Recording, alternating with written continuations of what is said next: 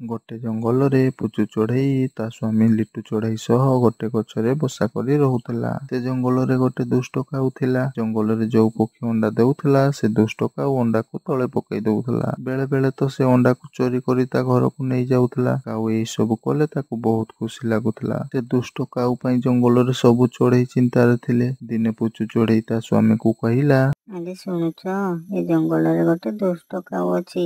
ମୁଁ ଶୁଣିଛି ସେ ସମସ୍ତଙ୍କର ଅଣ୍ଡା ତଳେ ପକାଇ ନଷ୍ଟ କରିଦିଏ।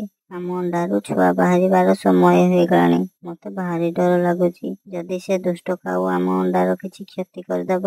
ଆରେ ନା ନା, ତୁ ଜମା ଚିନ୍ତା କରନି। ସେ ଦୁଷ୍ଟ କାଉ ଆମ ଅଣ୍ଡାର କିଛି କ୍ଷତି କରିପାରିବନି। ମୁଁ ଅଛି ନା ତୋ ସାଙ୍ଗରେ। ଏବେ ମୁଁ କିଛି ଖାଇବା ଆଣିବାକୁ ଯାଉଛି। ତୁ ନିଜର ଆଉ ଅଣ୍ଡାର ଧ୍ୟାନ ରଖିବୁ। ଏମିତି କହି ନାଟୁ ଚଢ଼େଇ ଖାଇବା ଖୋଜିବାକୁ ଗଲା। ଯିବାର କିଛି ସମୟ ପରେ ସେ ଦୁଷ୍ଟ କାଉ ଚାଲି ଆସିଲା। ତୁ ତାହେଲେ ଏଇଠି ଲୁଚେଇକି ତୋ ଅଣ୍ଡା ରଖିଛୁ। ତୁ କଣ ଭାବୁଥିଲୁ ମୁଁ ତୋ ଅଣ୍ଡା କେବେ ବି ପାଇପାରିବିନି? ଆଜି ମୋ ହାତରୁ ତୋ ଅଣ୍ଡାକୁ କେହି ରକ୍ଷା କରିପାରିବେନି। ଆରେ ଦୁଷ୍ଟ କାଉ, ତୁ ସେଇଠି ରହ। ମୋ ଅଣ୍ଡା ଗୁଡ଼ିକ ଉପରେ ନଜର ପକାନି। ଯଦି ତ ଟିକେ ବି ଆଗକୁ ଆସିବୁ ମୁଁ ତତେ ଜମାରୁ ଛାଡ଼ିବିନି। କଣ ହେଲା? ତୁ ଏତେ ଛୋଟ ଚଢ଼େଇ ହେଇକି ମତେ ଧମକ ଦଉଛୁ? ଆରେ ଆରେ ଆରେ, ମୁଁ ତ ପୁରା ଡରିଗଲି। ଏବେ ଦେଖ ମୁଁ ତୋର କଣ ଅବସ୍ଥା କରୁଛି। ଏମିତି କହି କାଉ ପୁଚୁ ଚଢ଼େଇକୁ ମାରିବାକୁ ଲାଗିଲା। ଆଉ ପୁଚୁ ଚଢ଼େଇ ବି କାଉ ସହ ଲଢ଼େଇ କଲା। ହେଲେ ପୁଚୁ ଚଢ଼େଇ କାଉକୁ ହରେଇ ପାରିଲାନି। ପୁଚୁ ଚଢ଼େଇଟି ତଳେ ପଡ଼ିଗଲା ଆଉ ତା ଦେହରୁ ବହୁତ ରକ୍ତ ବୋହିଗଲା। କଣ ହେଲା? ଏବେ ତୁ ଉଠୁନୁ କଣ ପାଇଁ? ଏତେ ଛୋଟ ଚଢ଼େଇ ହେଇ ମୋ ସହ ଲାଗୁଥିଲୁ ନା? ଦେଖିଲୁ ମୁଁ ତୋ ଅବସ୍ଥା କଣ କଲି। କାଉ, ମୋ ଅଣ୍ଡାର କିଛି କ୍ଷତି କରନି। ମତେ କ୍ଷମା କରିଦେ। ଆଉ କିଛି ଦିନ ପରେ ମୋ ଅଣ୍ଡାରୁ ଛୁଆ ବାହାରିବେ। ମୋ ଛୁଆ ମାନଙ୍କ ଉପରେ ଟିକେ ଦୟା କର। ହା ହା ହା ହା ହା। ତୁ ଯେତେ କାନ୍ଦିଲେ ବି ମୁଁ ତୋ ଅଣ୍ଡା ଛାଡି ପାରିବିନି। ମୁଁ ତୋ ଅଣ୍ଡାକୁ ଏଠୁ ନେଇକି ହିଁ ଯିବି। ଦୁଷ୍ଟ କାଉ ପୁଚୁ ଚଢ଼େଇର ଅଣ୍ଡା ଧରି ସେଇଠୁ ଚାଲିଗଲା। ପୁଚୁ ଚଢ଼େଇଟି ଆହତ ହେଇ ସେମିତି ପଡ଼ି ରହିଲା। କିଛି ସମୟ ପରେ ନାଟୁ ଚଢ଼େଇଟି ଖାଇବା ଧରି ଘରକୁ ଫେରିଲା। କଣ ହେଲା ତୋର? ତୁ କାନ୍ଦୁଛୁ କଣ ପାଇଁ? ମୁଁ ତମକୁ କହିଥିଲି ନା ସେ ଦୁଷ୍ଟ କାଉ ଏଠାକୁ ଚାଲି ଆସିବ। ସେ ଆସିଥିଲା ଆଉ ଆମ ଅଣ୍ଡାକୁ ନେଇ ଏଠାରୁ ଚାଲିଗଲା। ମୁଁ ତାକୁ ଅଟକେଇବାକୁ ବହୁତ ଚେଷ୍ଟା କଲି, ହେଲେ ପାରିଲିନି। ମୁଁ ସେ ଦୁଷ୍ଟ କାଉକୁ ଜମାରୁ ଛାଡ଼ିବିନି। ଚାଲ ଆମେ ଶୀଘ୍ର ତା ଘରକୁ ଯିବା। ସେ ଆମ ଅଣ୍ଡାକୁ କିଛି କ୍ଷତି କରିବା ଆଗରୁ ଆମେ ଆମ ଅଣ୍ଡାକୁ ଘରକୁ ନେଇ ଆସିବା। ହଁ, ତମେ ଠିକ କହିଛ। ଚାଲ ଆମେ ତା ଘରକୁ ଯିବା। ଏମିତି କହି ସେ ଦୁଇ ଜଣ କାଉର ଘରକୁ ଚାଲିଗଲେ। ଆଉ ସେମାନେ ଦେଖିଲେ କାଉ ତା ବସାରେ ଅଣ୍ଡା ରଖି ଅଣ୍ଡାକୁ ଦେଖୁଛି। ଆରେ ଦୁଷ୍ଟ କାଉ, ତୋର ସାହସ କେମିତି ହେଲା ଆମ ଅଣ୍ଡାକୁ ଆଣିବା ପାଇଁ? ଭଲରେ ଆମ ଅଣ୍ଡା ଆମକୁ ଫେରେଇ ଦେ, ନହେଲେ ମୋଠୁ ଖରାପ କେହି ହେବେନି। ଆଚ୍ଛା, ତମେ ମାନେ ଏବେ ଆମ ଘରକୁ ଚାଲି ଆସିଲ ସିନା, ହେଲେ ଏବେ ଏଠାରୁ ଯାଇପାରିବନି। ମୁଁ ତମ ଅଣ୍ଡା ସହ ତମ ମାନଙ୍କୁ ବି ମାରିଦେବି। ତୁ କଣ ଆମକୁ ମାରିବୁ? ଆମେ ଆଜି ତତେ ମାରି ଆମ ଅଣ୍ଡାକୁ ଏଇଠୁ ନେଇଯିବୁ। ଏମିତି କଥା ଶୁଣି କାଉ ବହୁତ ରାଗିଗଲା। ସେ ତାର ଆଉ ଗୋଟେ ସାଙ୍ଗକୁ ଡାକିଲା। ଆରେ ଇଏ ତ ତାର ଆଉ ଗୋଟେ ସାଙ୍ଗକୁ ଡାକିଲାଣି। ଆମେ ଦୁଇ ଜଣ ମିଶି ଏମାନଙ୍କ ସହିତ ଲଢ଼େଇ କରିପାରିବାନି। ଏବେ କଣ କରିବା?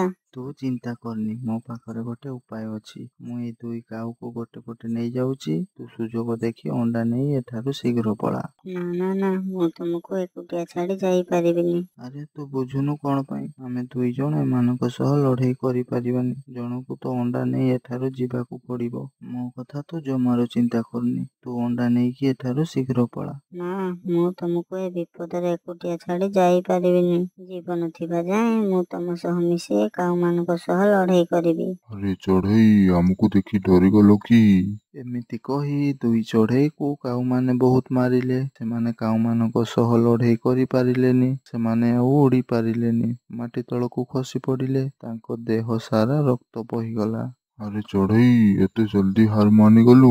ତୁ ପରା କହୁଥିଲୁ ଆମକୁ ମାରି ଅଣ୍ଡା ନେଇଯିବୁ। ଏବେ କଣ ହେଲା? ଉଠ, ଆମ ସହ ଲଢ଼େଇ କର। ଆମେ ବୋଧେ ଆମ ଅଣ୍ଡାକୁ ଆଉ ରକ୍ଷା କରିପାରିବାନି। ଏଇ କାଉଙ୍କ ସହ ଲଢ଼େଇ କରିବା ଆଉ ସମ୍ଭବ ନାହିଁ। ଚାଲ ଏଠାରୁ ପଳେଇବା, ନହେଲେ ଏମାନେ ଆମକୁ ମାରିଦେବେ। ହେ ଭଗବାନ, ଏବେ ତମେ ହିଁ ଆମକୁ ରକ୍ଷା କରିପାରିବ। ମୋ ଅଣ୍ଡା ଗୁଡ଼ିକ ଉପରେ ଦୟା କର ଭଗବାନ। ଦୁଷ୍ଟ କାଉଙ୍କ ପାଖରୁ ଆମକୁ ରକ୍ଷା କର।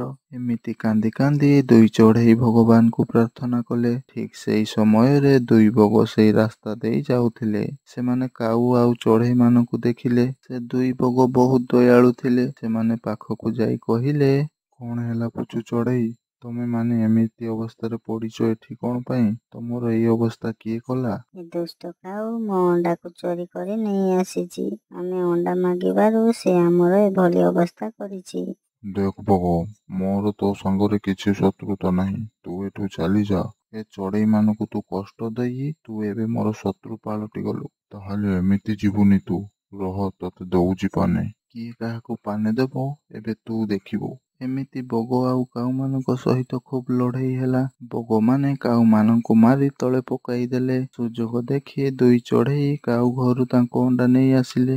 ଧନ୍ୟବାଦ ବଗ ଭାଇ, ଆଜି ତମ ପାଇଁ ମୋ ଛୁଆମାନଙ୍କ ଜୀବନ ବଞ୍ଚିଗଲା। ଅସହାୟ ଚଢ଼େଇମାନଙ୍କୁ ସାହାଯ୍ୟ କରିବା ମୋର କର୍ତ୍ତବ୍ୟ। ତମେମାନେ ଏବେ ନିଶ୍ଚିତରେ ଏଇଠୁ ଯାଅ। ଆଉ କେବେ ବି ଏ କାଉ ତମମାନଙ୍କୁ ହଇରାଣ କରିବ। ଦୁଇ ଚଢ଼େଇ ଖୁସିରେ ନିଜ ଅଣ୍ଡା ଧରି ନିଜ ଘରକୁ ଚାଲି ଆସିଲେ। କିଛି ଦିନ ପରେ ସୁନ୍ଦର ସୁନ୍ଦର ଦୁଇଟି ଚଢ଼େଇ ଛୁଆ ବାହାରିଲେ। ତାଙ୍କୁ ଦେଖି ଦୁଇ ଚଢ଼େଇ ବହୁତ ଖୁସି ହେଇଗଲେ। ସେବେଠାରୁ ଶାନ୍ତିରେ ତାଙ୍କ ଛୁଆମାନଙ୍କ ସହିତ ରହିଲେ।